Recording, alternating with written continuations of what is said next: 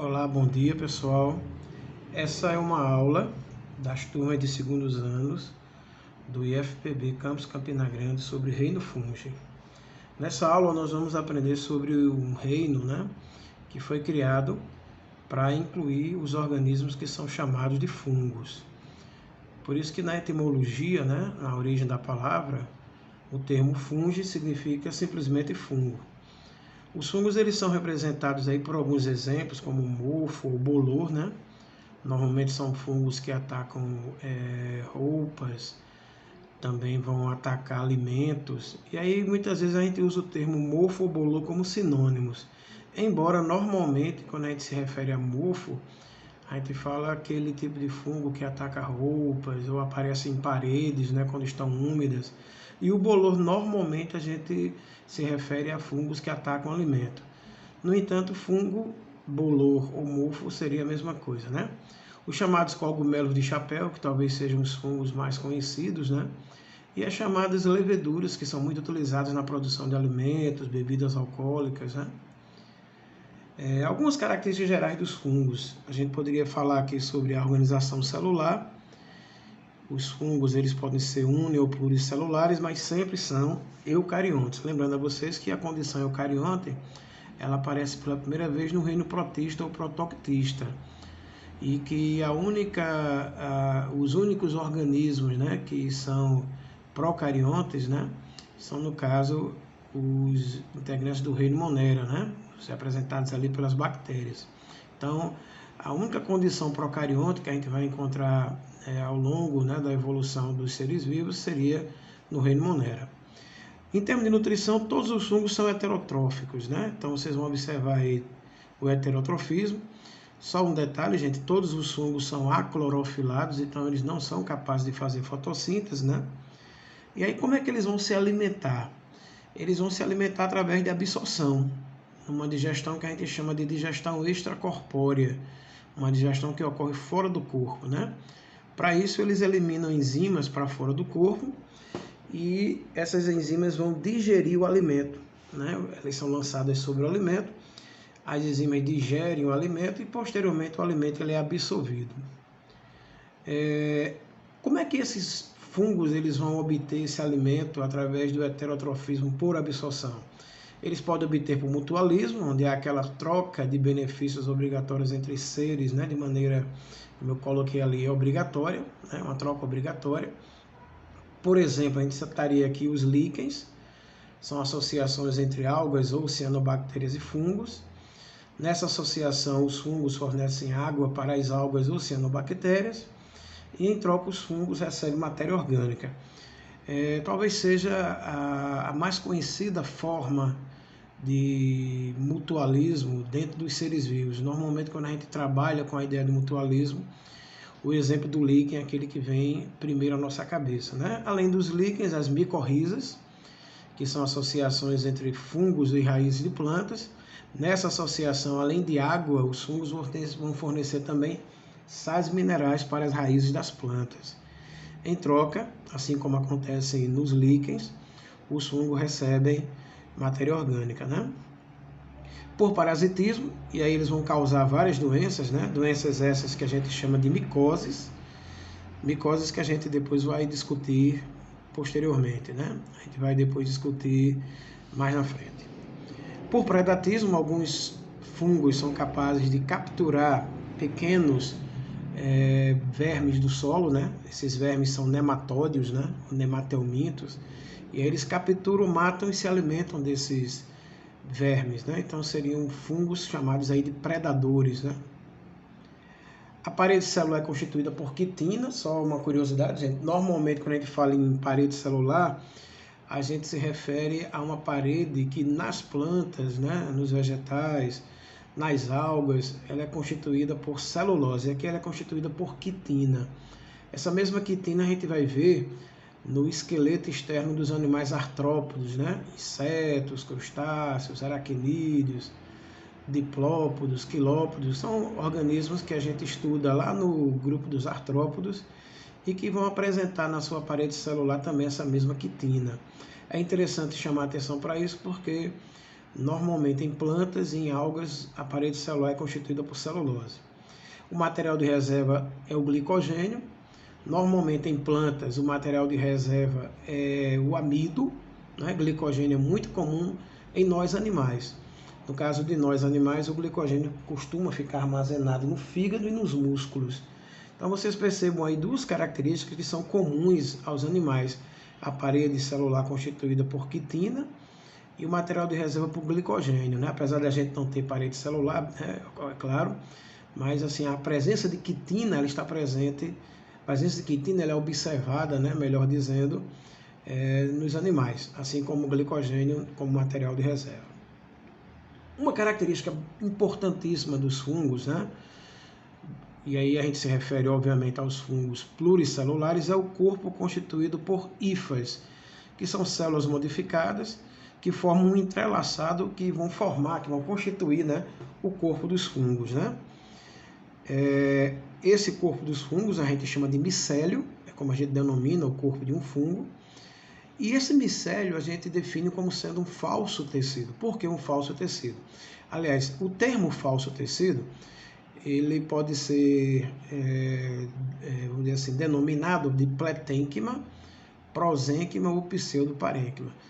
Pletênquima, prosênquima ou pseudoparênquima é como nós chamamos um falso tecido, não só para fungos, mas para qualquer outro ser vivo, né?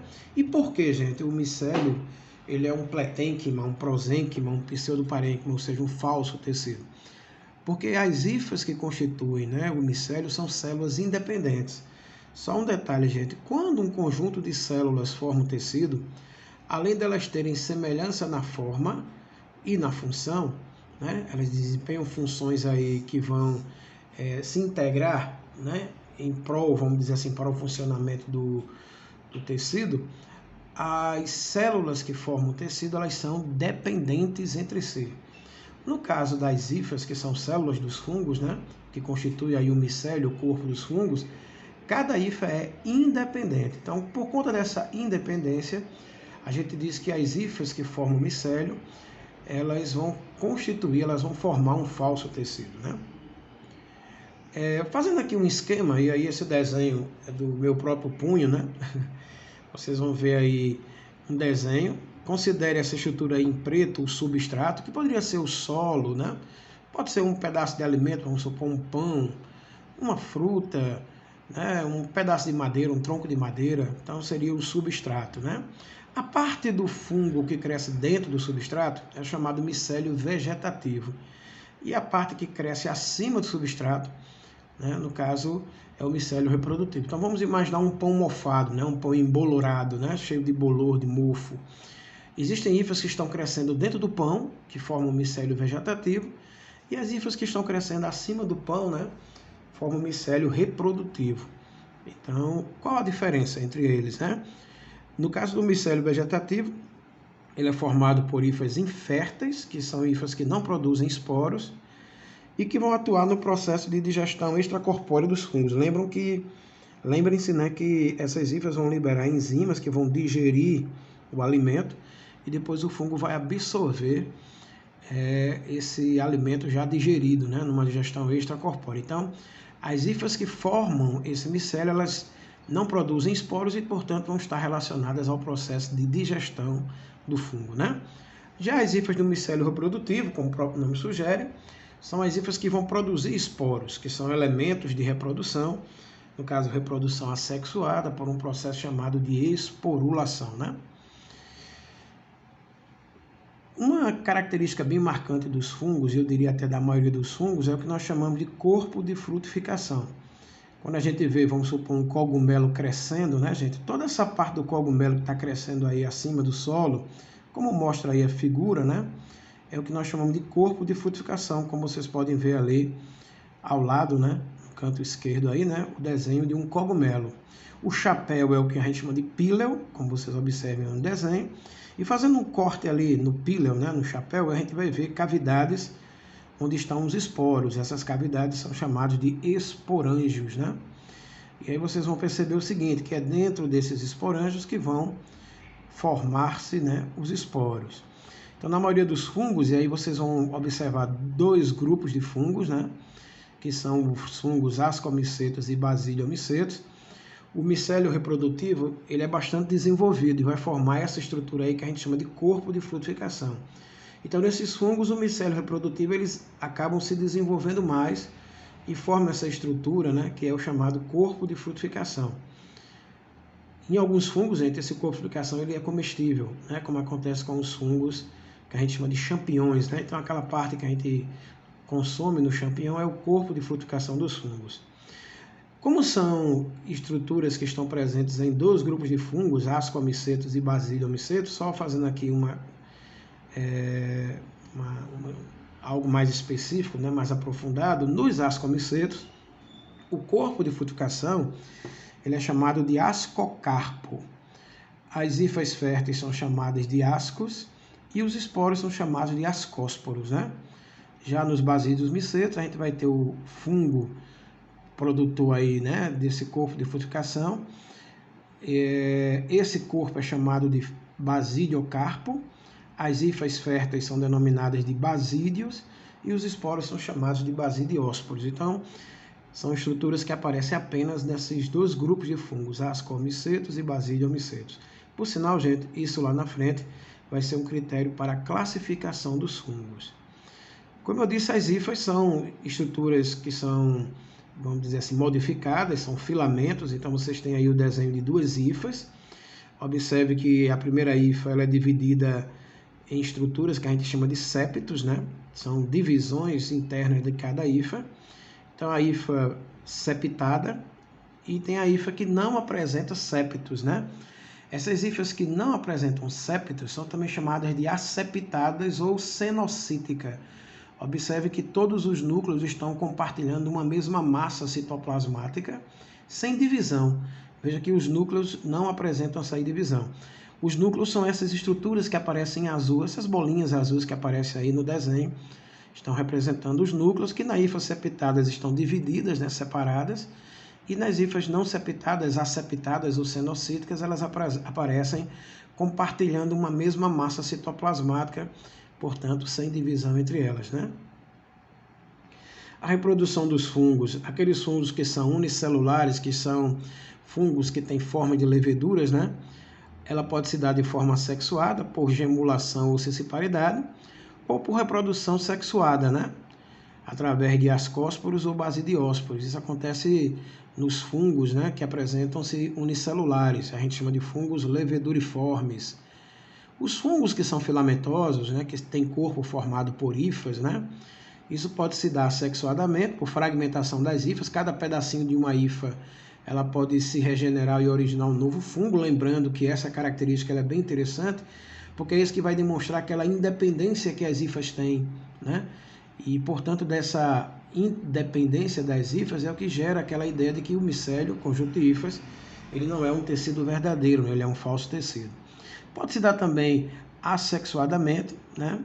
Por um processo que a gente chama de conodiogênese blástica, né? Que é através de estruturas que se formam através da fecundação do zigoto, né? Ou então uma reprodução sexuada através de zigósporos, ascósporos e basidiósporos, que são os esporos dos fungos, né, que podem surgir por meiose, e assim o processo se dá de forma sexuada também, né?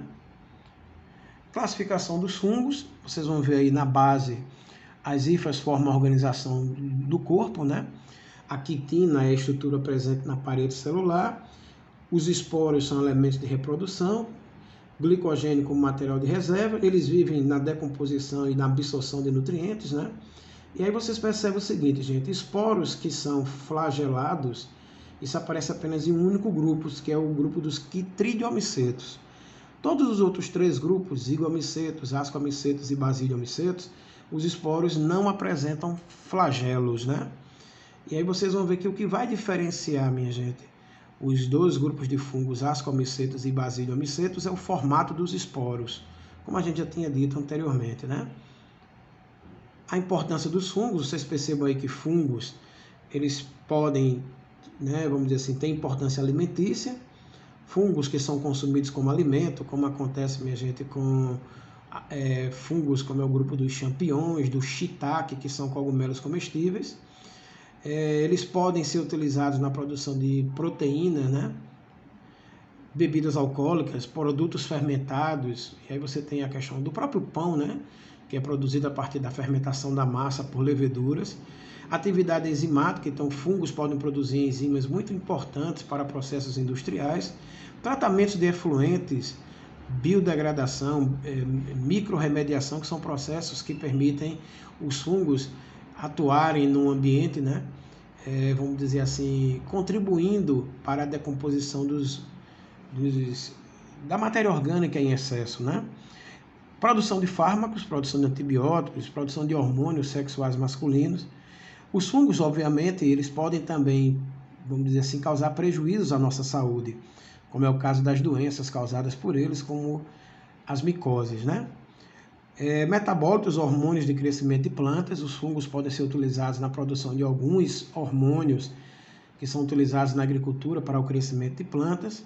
Na agricultura, então assim, fungos apresentam um papel muito importante também na agricultura, como nas micorrizas, aumentando a produtividade da planta, produção de inseticidas, né, vamos dizer assim, orgânicos que vão combater, né, algumas pragas. Então, ao invés de você usar um produto químico, você pode usar fungos no controle biológico, né, até na produção de inseticidas, que ao invés do produto químico vai conter fungos, né? Então, os fungos desempenham um papel muito importante, né, para a espécie humana e também para o meio ambiente. Queria finalizar aí a aula agradecendo a vocês. Essa aula será postada, né, no canal do YouTube. Aqui está mais uma vez o meu e-mail. Então, tenham vocês aí todos um bom dia.